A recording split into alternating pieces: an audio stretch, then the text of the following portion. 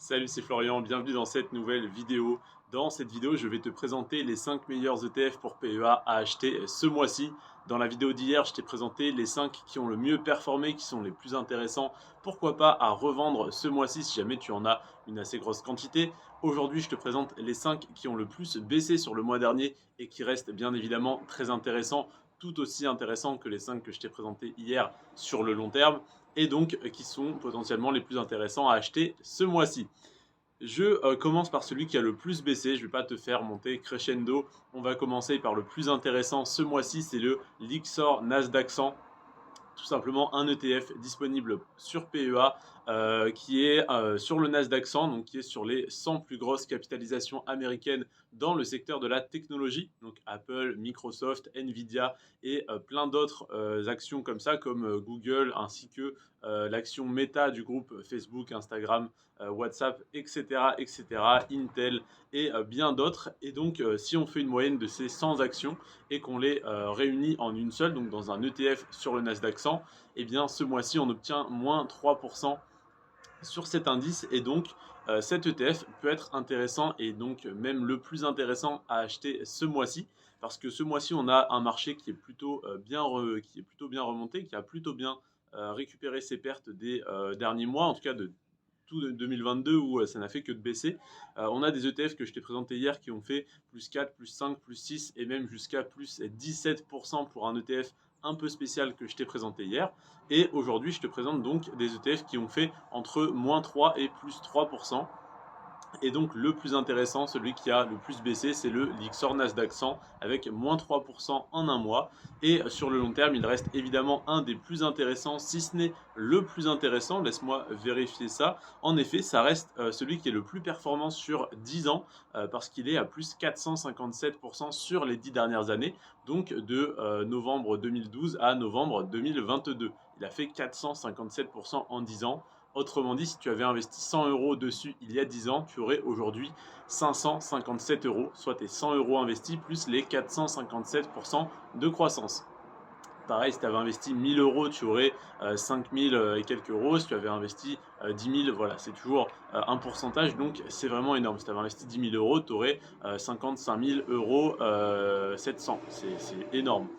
Donc voilà, c'est un potentiel très intéressant, mais un ETF qui est plus risqué et plus volatile en tout cas que les autres sur le court terme. Donc si tu investis dessus, il faut que ça soit sur le long terme et pourquoi pas profiter d'une baisse de 3% comme ce mois-ci et d'une très forte baisse qu'on a eue aussi depuis le début de l'année pour y investir maintenant.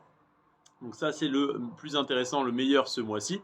Et les quatre autres de ce top 5, c'est le BNP Paribas Easy S&P 500. C'est un ETF émis par la banque BNP Paribas, par le fonds d'investissement BNP Paribas, donc de la banque BNP Paribas, sur le S&P 500, donc sur les 500 plus grosses entreprises américaines, qui ce mois-ci a stagné, qui a fait 0%. Alors pourquoi c'est un des plus intéressants à acheter parce qu'il a stagné? Et bien tout simplement parce que les autres ont fait plus comme je te l'ai dit juste avant, plus 3, 4, 5, 6 jusqu'à plus 17% ce mois-ci. Et donc un ETF qui a stagné un mois où tous les ETF ont pris 5 à 17%, et bien c'est très bien. Ça veut dire que tu peux l'acheter au même prix que le mois dernier, alors que les ETF qui ont fait plus 5% ce mois-ci, tu les achètes 5% plus cher que tu aurais pu les acheter le mois dernier. Donc le BNP Paribas Easy S&P 500 a fait donc 0% et sur 10 ans il est à plus 323. Et on en a un deuxième qui est à 0%, qui a stagné ce mois-ci, c'est le Amundi MSCI USA. Donc là c'est un ETF une fois de plus sur les plus grosses entreprises américaines. Là on est sur les 650 plus grosses entreprises américaines à peu près, qui a également stagné. C'est à peu près le même indice que le S&P 500, si ce n'est qu'il y a quelques capitalisations entre la 500e et la 650e, donc quelques entreprises de plus dans l'indice, donc il est encore un peu plus diversifié que le S&P 500 et il a globalement à peu près la même performance que le S&P 500 sur le long terme. Il est à plus 304% quand le S&P 500 est à plus 323. Donc je ne sais pas s'il a un réel intérêt ce MSCI USA. En tout cas, on me demande, enfin on en parle assez souvent pour plus se diversifier. Je trouve que le S&P 500 est déjà suffisamment diversifié sur 500 entreprises, contrairement au CAC 40 qui est sur les 40 plus grosses capitalisations françaises. C'est un peu réduit, c'est un peu petit, quoique ça peut suffire. et les 500 entreprises du S&P 500, qui sont les 500 plus grosses entreprises américaines. Pour moi, ça suffit très largement, et c'est même peut-être un peu trop, à être suffisamment diversifié. À titre d'exemple, personnellement, je n'investis plus sur des ETF, mais sur des actions individuelles. Et si je devais investir donc sur les actions américaines, et je le fais, j'investis sur 45 actions à dividendes et 5 actions de croissance. Donc ça fait 50 actions sur lesquelles j'investis. Et ces 50 actions font à 90% partie du S&P 500, mais je préfère investir que sur ces 50 actions, ce qui est déjà énorme et on me le fait assez souvent remarquer, mais c'est parce que je peux me permettre de chacune les analyser fondamentalement et de les suivre tous les mois. Et donc je préfère investir sur ces 50 actions individuelles que sur le S&P 500, parce que sur le S&P 500, ça me ferait investir sur 450 entreprises que je ne connais pas et 50 entreprises que je connais et qui m'intéressent. Donc autant se concentrer sur celles qui m'intéressent le plus. Alors oui, certains investissent sur des ETF par simplicité ou pour limiter les frais de passage d'ordre. Bon, j'ai une petite astuce que je te partage assez souvent, c'est tout simplement l'application Trade Republic qui te permet d'investir à partir de 10 € sans aucun frais de passage d'ordre. Donc là, tous les mois, je passe automatiquement 50 ordres d'achat sur 50 actions américaines et je paye 0 € de frais de passage d'ordre. Si ça t'intéresse d'investir de cette manière, je te laisse toujours le lien de Trade Republic en description de cette vidéo et tu as une action offerte en plus entre 1 et 200 €. Reprenons donc avec le MSCI USA. Je te disais qu'il était encore plus diversifié que le S&P 500 et qu'il était un peu moins performant. Donc pour moi, il n'a pas vraiment d'intérêt, mais comme il est assez populaire, je te le présente quand même parce que ça intéresse certaines personnes d'avoir cette analyse. Donc je la fais surtout pour vous, enfin uniquement pour vous même. Donc ça, c'était le troisième ETF, le troisième meilleur ETF à acheter ce mois-ci. Et le quatrième, c'est le Amundi MSCI World. Donc là, on n'est plus uniquement sur les États-Unis, même si à 80%, même plus que ça, il est investi sur des actions américaines, mais il est un peu plus ouvert sur le monde. Donc il y a des actions américaines, des actions européennes, des actions suisses. Et par contre, il n'y a pas d'actions de pays émergents. Donc le Amundi MSCI World, il est extrêmement bien diversifié, mais qui dit plus de diversification dit moins de performance, en tout cas très souvent. Donc si on compare avec le S&P 500 qui est à plus 323% sur 10 ans, et bien là on est seulement à plus 203%, ce qui est déjà très bien, c'est tout de même un x3, ça veut dire que pour 100 € investis il y a 10 ans, auxquels tu n'aurais plus touché, tu aurais aujourd'hui non pas 100 € mais 303 €, soit tes 100 € investis plus les 203% de croissance. Donc ça reste évidemment très intéressant, bien plus intéressant que le livret A, mais tu as de bien meilleures opportunités de gains sur d'autres entreprises et sur d'autres ETF. Il y a une guêpe qui tourne autour de l'objectif, je suis désolé, elle se pose sur mon téléphone. Donc voilà, donc ça c'était le quatrième ETF. Et le cinquième, c'est le Lyxor Stocks Europe 600 Insurance. C'est tout simplement un ETF sur le secteur de l'assurance en Europe. Et cet ETF est le cinquième plus intéressant à acheter ce mois-ci, parce que la plupart des ETF dont je t'ai parlé hier ont fait, comme je te l'ai dit, plus 4, 5, 6, jusqu'à plus 17%. Et celui-ci n'a fait que plus 3%, donc il reste relativement intéressant à acheter ce mois-ci, même si il y a de meilleures opportunités comme le Nasdaq 100 qui a fait moins 3, le S&P 500 qui a stagné, ou le MSCI World qui a fait seulement plus 1%. Là, on a le Lyxor Stocks Europe 600 Insurance qui a fait plus 3%. Il peut être intéressant à acheter ce mois-ci si tu as revendu par exemple un autre ETF comme le Lyxor Stocks Europe 600 Technology dont je t'ai parlé hier qui a fait plus 6%.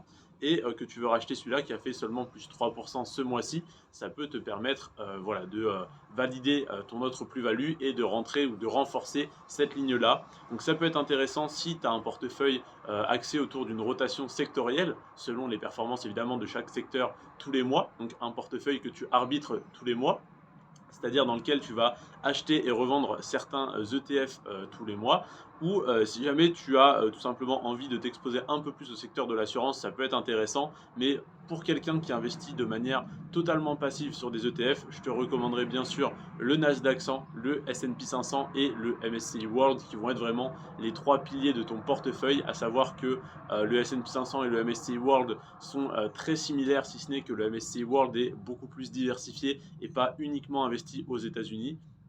Mais globalement, pour un débutant qui veut être diversifié, le MSCI World, ça peut être très bien. Pour un débutant qui veut être diversifié sectoriellement, mais qui accepte d'être concentré géographiquement aux États-Unis pour avoir un peu plus de performance, mais ça peut être un peu plus risqué également. Le BNP Paribas Easy S&P 500 peut être très intéressant. Et si quelqu'un veut vraiment de la performance et est prêt à accepter un niveau de risque assez élevé, le Lyxor Nasdaq 100 peut être le plus intéressant parce qu'en tout cas, c'est celui qui a été le plus intéressant sur les 10 dernières années. Voilà donc pour mon analyse des 5 meilleurs ETF pour PEA à acheter ce mois-ci. Je sais que c'est une vidéo qui marche bien et je sais également que c'est une vidéo alors qui a ses aficionados, qui a ses fans, que tous les mois il y a donc certaines personnes qui regardent cette vidéo, c'est le but. Mais je sais qu'il y a surtout énormément de personnes qui ne sont pas abonnées, qui regardent cette vidéo et qui reviennent peut-être tous les mois ou peut-être pas, mais en tout cas qui ne sont pas abonnés. Donc n'hésite pas à t'abonner si ça n'est pas encore le cas. C'est vraiment le meilleur moyen que tu as de me soutenir. Et également, tu peux créer ton compte sur Boursorama via le lien qui est en description. Ça me fait gagner 130 € lorsque tu crées ton compte, ton compte courant. Après, tu crées tous les comptes que tu veux dessus, mais tu crées ton compte courant gratuitement, ça me fait gagner 130 €. Donc c'est un énorme soutien à la chaîne. Et tu as un bonus de 100 € pour la création de ton compte. Donc ça, c'est officiel, tu as toujours 100 €. En tout cas, en ce moment, sur l'offre du moment, tu as 100 € minimum de bonus, plus 50 €. Donc, tu peux aller jusqu'à 150 € si jamais tu fais de Boursorama ta banque principale. Donc, tu me fais gagner 130 € et tu peux gagner soit 100 € si simplement tu crées ton compte, ce qui est déjà très bien, soit 150 € si tu fais de Boursorama ta banque principale. C'est un énorme soutien à la chaîne. Et le deuxième plus gros soutien que tu puisses apporter, c'est, enfin le troisième, après le fait de t'abonner, de créer un compte sur Boursorama donc pour investir sur ton PEA, parce que oui, mon PEA, je le détiens sur Boursorama, parce que c'est là que les frais sont les plus intéressants, à égalité à peu près avec Bourse Direct, mais c'est plus sécurisé, je trouve, de l'avoir chez Boursorama, parce que personnellement, c'est ma banque principale. Et si tu veux un compte titre donc pour investir sur des actions américaines, le troisième plus gros soutien que tu puisses faire à la chaîne en ayant toujours évidemment un bonus, c'est de créer ton compte sur Trade Republic.